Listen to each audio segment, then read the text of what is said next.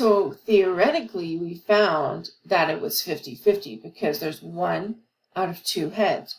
But empirically or experimentally, we found that it's a tiny bit off. So that brings us to the law of large numbers. The law of large numbers basically says that if we have 1,000,000 head flips, we'll get closer to that theoretical of 1/2. So here we had 1,000 coin flips, and we're pretty close to that 0.5. If you only do 3 coin flips, you're going to be further away from that 0.5. But if you do 1,000,000 coin flips, we will get closer and closer to that 50-50 probability that we know that we classically think that it's going to be.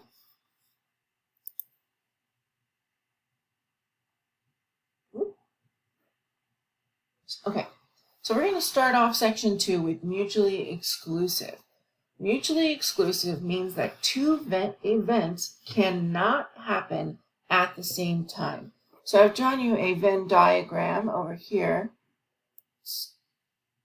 where you can see that all of event A is encased in its own circle, and all of event B is encased in its own circle. There is no overlap.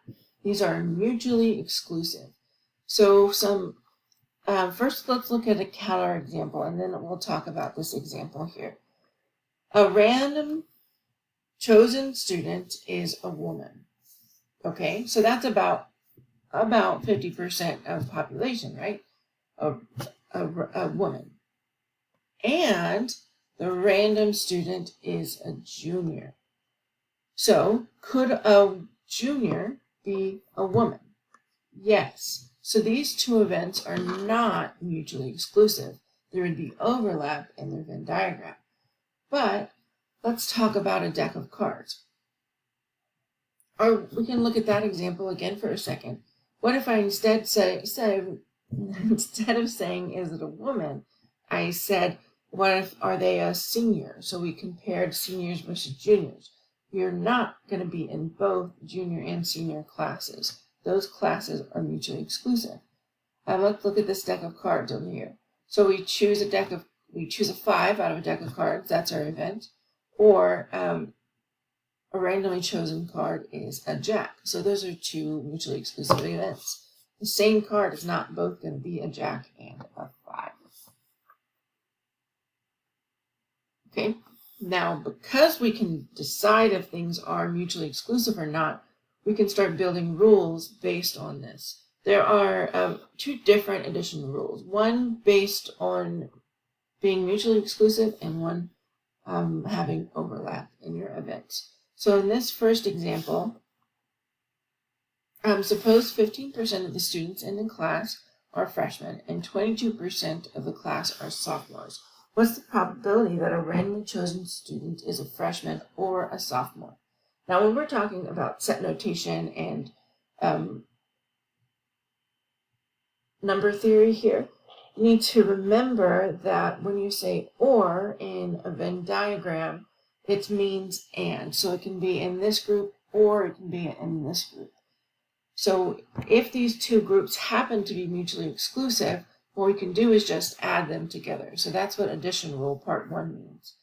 So I can add that 15% plus the 22%, and I have that information right here. Let's be in a turn, just a second. So being a freshman, and usually when we're talking about this probability of A or probability of B, that's what this says up here, we can write it by naming our events A and B, or we can write it by writing in that they're a freshman or a sophomore, like you see in this example right here. Okay, I went ahead and moved it so you can see it. So what we would do in this case is add that 0.15 plus 0.22 to get 0.37% that the student is going to be in the freshman or the sophomore class. So we've added both of those percentages together. And that's because it said or. Now, what happens if there is overlap? So if they're not mutually exclusive, then you're adding that middle part twice. So what we do to take care of that is use this equation here where we're subtracting the intersection from it. So that way we're only doing this circle and this circle, and then we're going to take out this overlap right here in between them. So let's look at this example here. There are 4 jacks in a regular deck of 52 cards and 13 hearts. What is the probability of drawing either a jack or a heart from the deck of cards? So we're going to fan on our deck. It's all nice and shuffled, so it's random. We're going to take out 1 card. What's the probability that that card is a jack? Well, that would be 4 out of 52. Okay, now what is the probability of drawing a heart? Well, separately, we're not even thinking about that we drew a jack. We put it back. We're not thinking about it anymore. We're going to draw out a card. There's a 13 out of 52 chance that it's a heart. Okay, so what's the probability of drawing either a jack or a heart out of the deck? Again, that or should tell you to add them. And then we know that they're not mutually exclusive because you can have a jack and a heart come at the same time. So the jack and the heart, there's only 1 jack of hearts out of the whole 52. So that's a probability of 1 out of 52.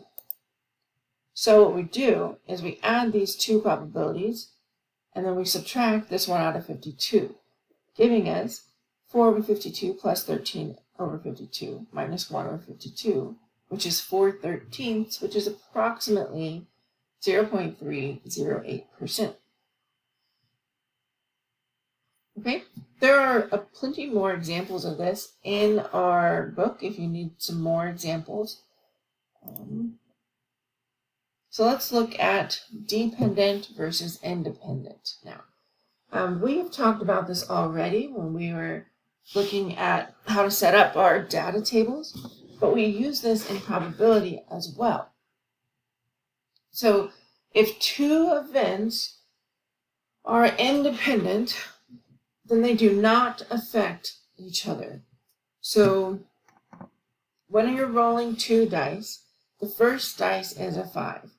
This does not affect the next time I roll my dice. Just because my first one was a 5, my dice don't remember that. It's not going to say, oh, I already gave her a 5. I'm not going to not give her a 5 again, right? So these are 2 independent events. Same thing with this example here. The first one that comes up is a 5. That doesn't mean that's not going to change my 2 come out next. So both have a probability of 1/6. But dependent events do affect each other. The probability that 2 events, A and B, both occur is the product of the probability that A occurs and the probability that B occurs. Because they affect each other, we multiply the probabilities. In this example, we have 2 cards from a deck. The first card is a club. Now we don't replace that card, right? So dependent means that the next card I choose is going to be not this card that I chose, right? So when we take that card out, it also lowers the number of cards in my hand. And if I don't put that back in when I draw my next one, this is called without replacement. So in this example, I took a card out of the deck, and it's a club. Now, there are only 12 clubs in the deck, and there are only 51 cards in my hand. So I have to reduce my probability or change my probability in the next one. So the event that the first card I draw a club and the second card that I draw is a club are only independent if you put that card back in the deck. So this example is dependent. Anything that's not independent is called dependent.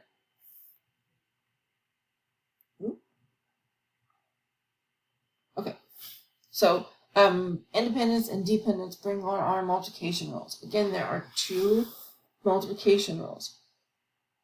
One for independent and one for dependent. I'll prove it to you in a second. Sorry, I don't know why I'm proving it to you right now. Okay.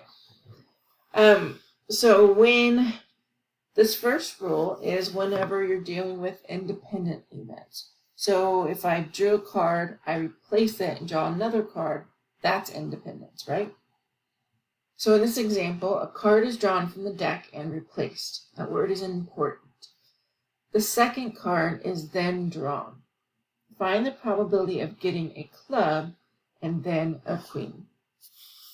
These two events are independent. The probability of getting a club, there are 13 in the deck, so that's 1/4 of the deck of clubs. The probability of getting a queen, again, there are 4 in the deck, so only 1 out of the 13 cards is going to be a queen. Then the probability of a club and a queen. Notice that we switched from using or to and. We're also going to switch from using addition to using multiplication. So we're going to multiply that 1/4 times the 1/13 probability to give us the probability of getting both, which is 1 out of 52. So in this next example, we're going to do it a little bit differently. I'm going to give you the probability this time. Approximately 10% of people are left-handed. So that would mean, if you remember, if you're using your complements here, 90% of the people are right-handed. I don't know if that actually says that, but just keep yourself refreshed. What's the probability that 3 randomly chosen people are left-handed? Okay, so you can use this multiplication rule when you only have 2, or when you have equally likely outcomes happening and there are more than 2. So in this case, 3 people are left-handed and they're randomly chosen from our group of people. L is the event that a randomly chosen person is left-handed. So every person that I choose has a 10% probability of being chosen, which is 0.10. Okay, the probability of 3 different people is, well, if I look at my rule up here, it looks like I need to multiply 10% times 10% times 10%. And that is exactly what I'm going to do to find the probability. So the probability that I have a group of people, I choose 3 people out of it, is 0.001. It's a very small probability. So we're getting really small. We're getting closer to probably not going to happen. Okay, let's look at the second rule. The second rule, it's conditional probability. Now, sometimes when we do something, it affects everything else that happens in the world. So this is usually denoted with without replacement, like it was in our cards example. Okay, so 2 events, A and B, if they are dependent, then the probability of B changes depending on whether or not A occurred. So this is called conditional probability. This is how it's denoted here. It's P, parentheses, B/A. It said the probability of B given A. So anytime something is given, then it's dependent on another. Okay, so if we draw 2 decks out of the deck of cards again. Sorry, we draw 2 cards out of our deck again. What's the probability? The second card is a jack, given that the first card is a jack. So the probability of drawing a jack, there are 4 out of 52, so that's 1 out of 32. If I take that card out and don't put it back in, there's only going to be 3 jacks left out of the 51 cards. So that reduces my probability of getting a jack the second time. So my conditional probability of probability of B given A, probability of pulling out that second jack is 3 out of 51. So the probability that both cards are jack is what I'm going to do is I'll take that probability of getting a jack, 4 out of 52, times the conditional probability, so the times getting the second jack, which is 3 out of 51, to give me 3 out of 663. So this changed the probability considerably from just putting a jack in and pulling a jack out twice. Okay, I'll start this in the next video.